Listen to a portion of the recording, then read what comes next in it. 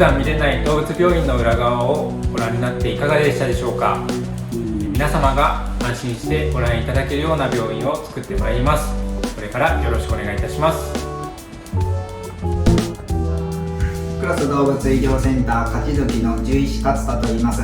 これで少しでも皆様の愛犬や愛猫ちゃんの参考になればと思います。何か気になることがありましたらお気軽に本院まで来ていただければと思います。本日はどうもありがとうございました。